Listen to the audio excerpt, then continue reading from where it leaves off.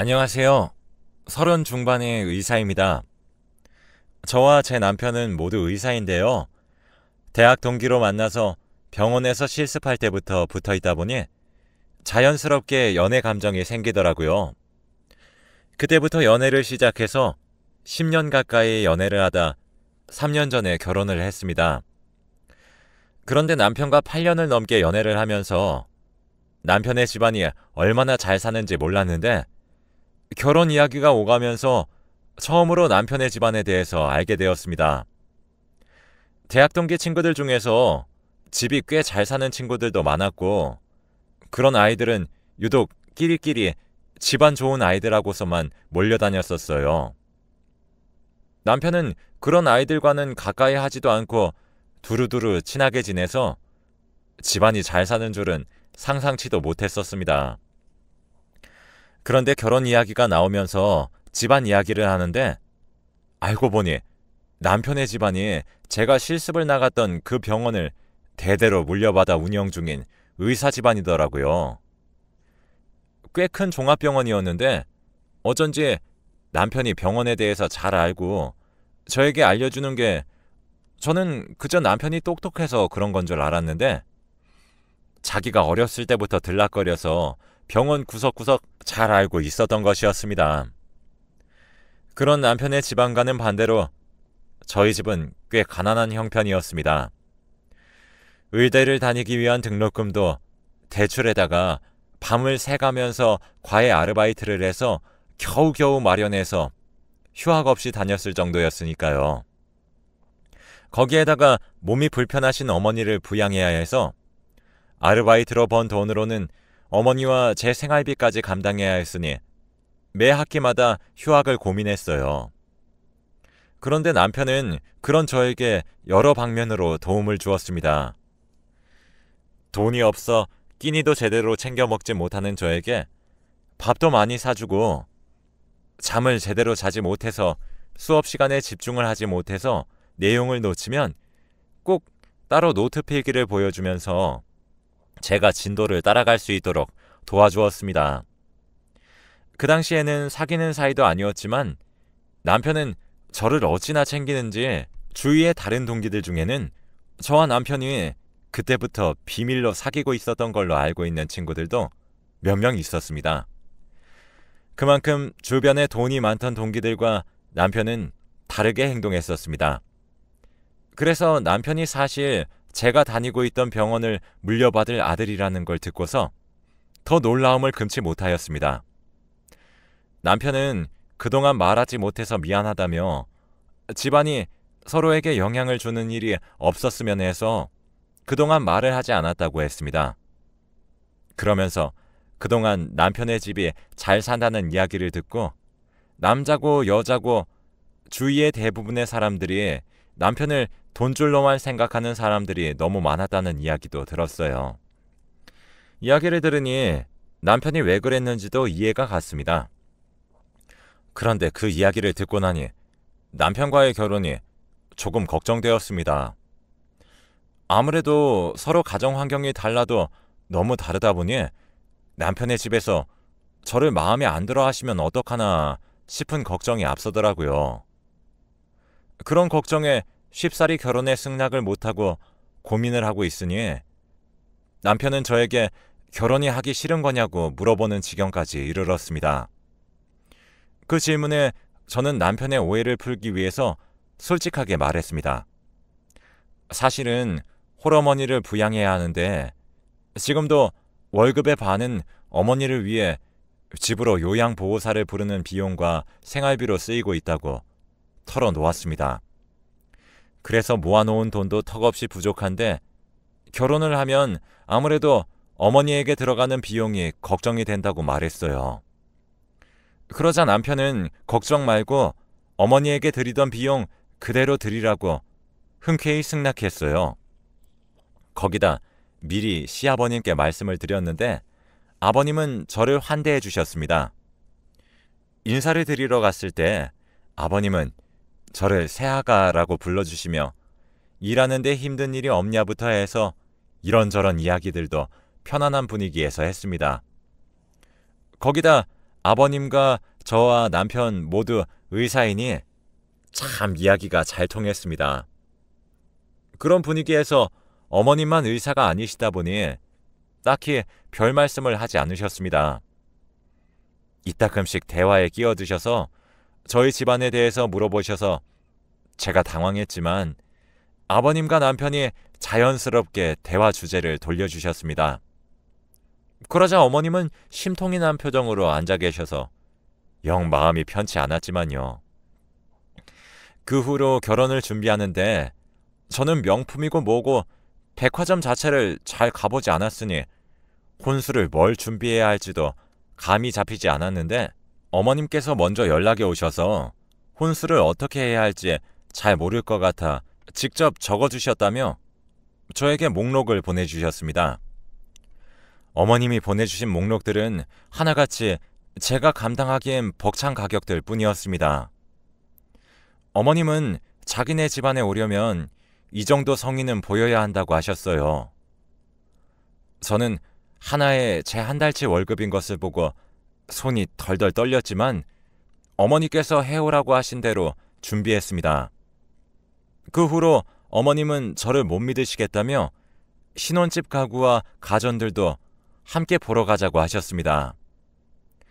함께 쇼핑을 하는 내내 어머니는 저를 타박하는 것을 멈추지 않으셨습니다.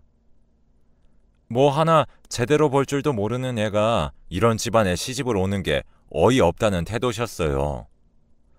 저는 남편의 집안보다 많이 모자라는 것은 명백한 사실이었기에 주눅이 들어 어머님이 하시는 말씀을 곧이곧대로 들으며 고개를 떨구고 있었습니다.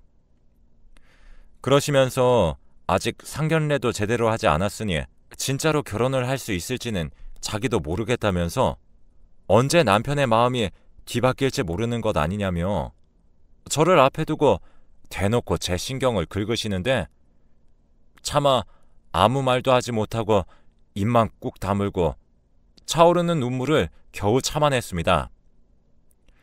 상견례 날짜를 잡았었는데 저희 어머니가 갑자기 몸이 안 좋아지셔서 잠시 병원에 들어가셔서 어머니 상태가 호전될 때까지 잠시 상견례를 미루고 결혼 준비부터 먼저 시작했었거든요.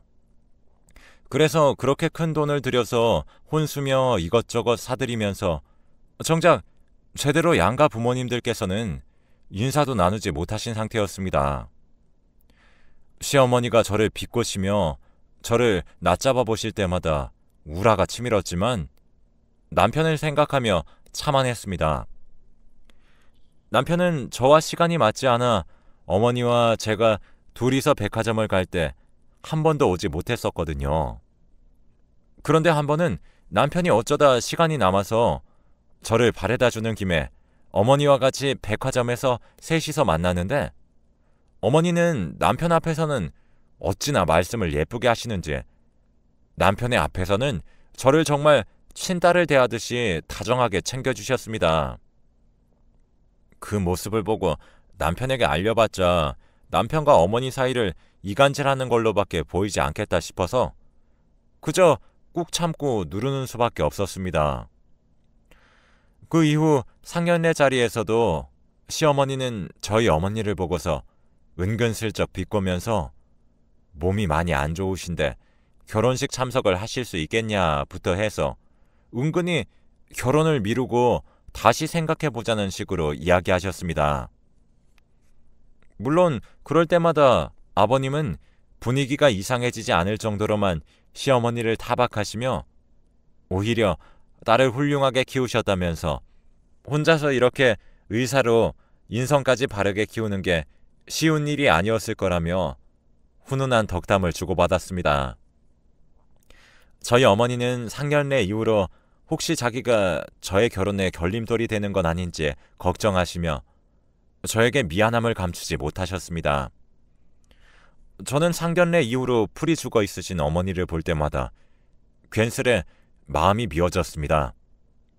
거기다 남편은 제가 일을 하고 있어서 어머니를 제대로 챙겨드리지 못할 때면 혼자서 저희 집에 들러서 저희 어머니를 돌봐드리고 말동무도 해주었습니다. 남편에게 너무 고마운 마음과 정말 저에게 과분한 사람이라는 생각에 저도 시어머니께 더 잘해드려야겠다는 다짐을 하게 됐습니다. 다행히 결혼식을 올리는 것까지는 무사히 마쳤지만 각자 틈이 나지 않아서 신혼여행은 차일피일 미루다 그냥 신혼여행은 생략하고 남편이 먼저 저희 어머니를 모시고 주말에 잠시 국내 여행을 다녀오는 건 어떠냐고 먼저 물어보았습니다. 결혼 후에 제가 따로 나와서 살게 되니 장모님이 적적하실 것 같다면서 몸도 편치 않으셔서 그동안 여행도 못 다니셨다는 말을 기억해내고선 이 기회에 장모님과 같이 여행을 가자고 했습니다. 저도 어머니를 간병인에게 맡기고 밖에 나와서 살게 된 후로 마음이 불편했는데 남편이 먼저 이야기를 꺼내주니 미안하면서도 고마웠습니다. 남편이 간병인 비용 보태라며 시어머니에게 드리던 용돈 100만 원을 결혼 후부터 저에게 주기까지 했으니 정말 저는 결혼 참 잘했다는 생각을 했습니다. 저희 어머니와 함께 여행을 다녀온 후로 결국에 일이 터졌습니다.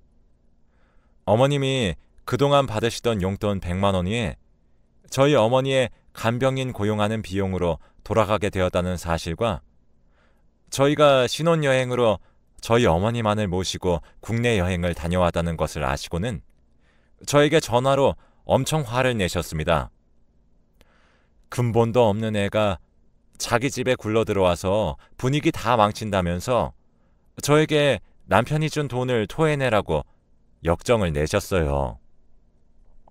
다행히 그때 남편과 함께 있었기 때문에 제가 전화를 받고 당황하자 수화기 넘어 들려오는 어머니의 고함 소리에 남편도 표정이 굳어지면서 제 전화기를 뺏어들고 시어머니에게 그만하라고 대신 말해주었습니다. 시어머니는 바로 옆에 남편이 함께 있을 거라곤 생각하지 못하셨는지 당황하시더니 남편에게는 제가 잘못한 게 있어서 그걸 어른으로서 꾸지람한 것뿐이라는 변명을 해댔습니다. 남편은 전화를 끊더니 시어머니와 대화를 하고 오겠다며 집을 나섰습니다. 남편이 시댁에 다녀온 후로 감쪽같이 시어머니의 연락이 끊겼습니다. 이제 그런 연락이 오면 자기에게 먼저 말하라며 이제는 그런 연락이 안 올 거라는 남편의 말을 듣고 처음에는 정말로 그럴까 싶었었습니다. 그동안 일주일에 2번은 저에게 가지고 싶은 것들을 적어서 선물하라는 문자에다가 제가 무시하거나 너무 부담되는 금액이라 차마 선물해드리지 못하면 의사면서 그 정도도 감당 못하는 거냐며 이래서 집안이 중요하다며 저를 깎아내리셨거든요. 집이 가난하니 그렇게 열심히 벌어봤자 소용없다고 하셨는데 그 후로는 정말로 그런 연락이 뚝 끊겼습니다. 덕분에 조금은 후련해졌었죠. 그 후 남편 덕에 조금은 홀가분해진 마음으로 영국으로 세미나를 다녀오게 되었습니다. 평소 같으면 해외로 나간다는 소식을 들은 시어머니가 득달같이 연락이 와서 해외로 나가는 김에 온갖 명품을 언급하시며 어떤 제품으로 사오라고 하셨거든요. 그런데 처음으로 시어머니의 연락에 시달리지 않고 편하게 세미나에 참석하고 한국으로 돌아왔습니다. 어쩌다 보니 세미나가 이틀 정도 일찍 끝나서 귀국도 앞당겨졌습니다.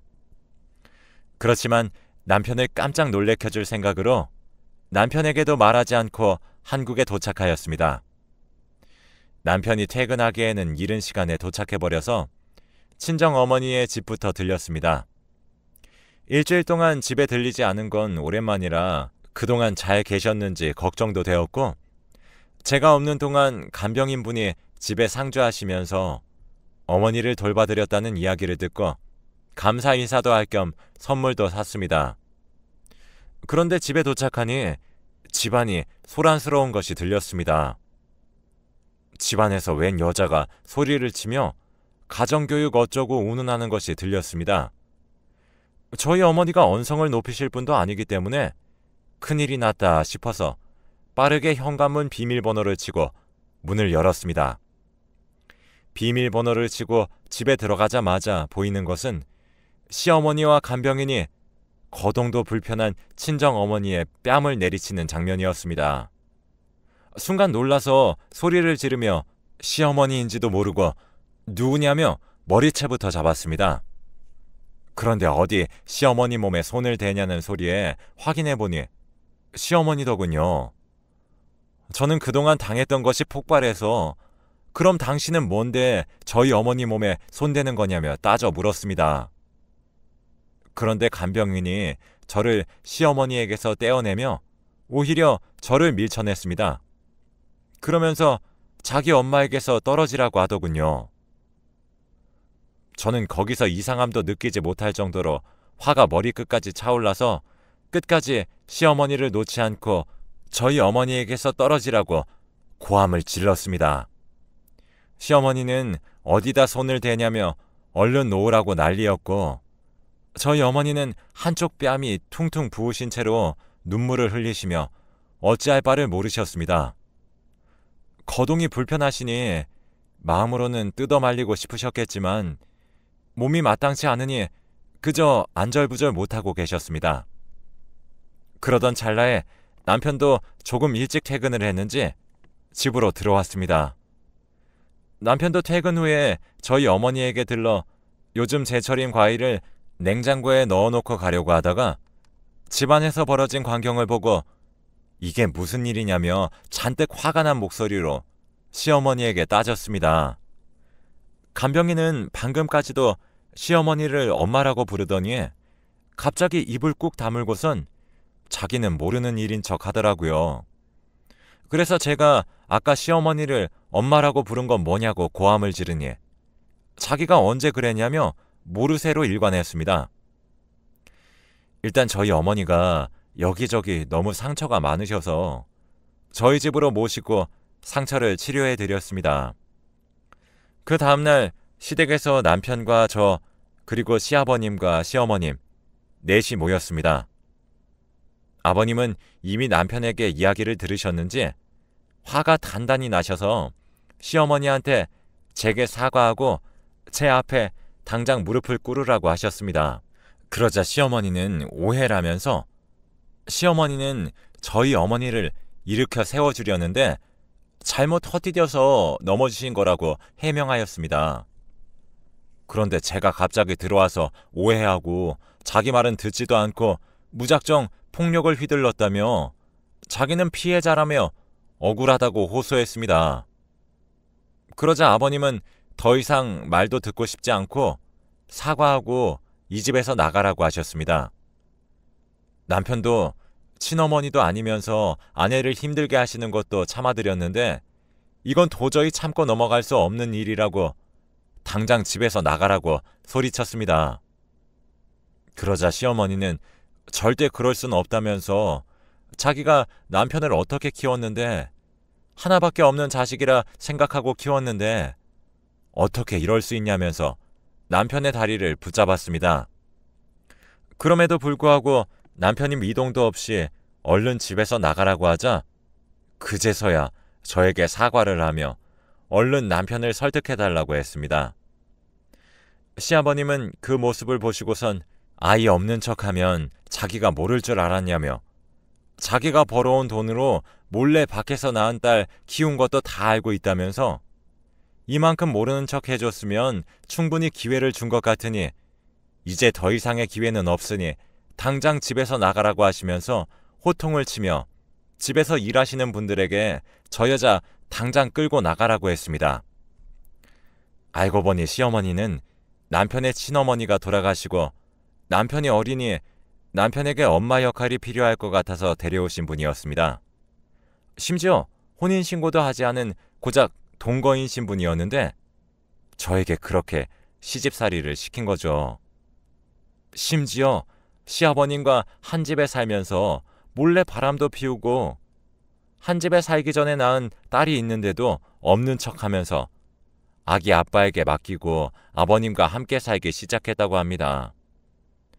아버님은 다 알고 있으시면서 그래도 남편에게 엄마의 역할을 제대로 해냈으니 별말 않고 눈 감아 주셨고 남편도 생모가 아닌 걸 알고 있었지만 자기를 키워주었으니 그냥 어머니라고 생각하고 대해주었다고 해요. 그러다 보니 그 여자는 기고만장해져서 갈수록 자기 마음대로 한 거였죠. 남편은 미리 말하지 않아서 미안하다고 사과했습니다. 그동안 그래도 키워주신 은혜가 있으니 자기도 정말 친어머니라고 생각하고 살려고 했었다면서 거듭해서 사과를 했었습니다. 그 여자는 그 이후로 저에게 매번 다른 번호로 연락이 와서 미안하다며 남편을 다시 설득해달라고 애원했습니다. 그럴 때마다 매번 옆에 있던 남편이 그 전화를 받아 헛소리하지 말라고 하며 전화를 끊어냈습니다. 결국엔 저도 전화번호를 바꾸었고 그 이후로는 제 번호를 알아내지 못했는지 연락이 오지 않고 있습니다. 처음에는 저 때문에 아무 문제 없던 가정에 금이 간 건 아닌지 걱정했었지만 남편과 시아버님은 오히려 잘된 일이라며 그동안 집에서 자기들이 벌어오는 돈을 이리저리 빼돌리며 가정부들에게도 은근히 갑질을 한다는 이야기를 종종 들어서 어떻게 해야 하나 걱정하고 있으셨다고 해요. 증거라고 할 만한 게 없어서 차마 뭐라고 하기도 애매한 상황이었는데 이번 기회에 쫓아낼 수 있어서 다행이라고 말씀해 주셨어요. 어머니도 원래는 저희 신혼집과 차로 10분 거리에 사셨는데 저번 일을 계기로 저희 아파트 바로 밑에 층으로 이사하셨습니다.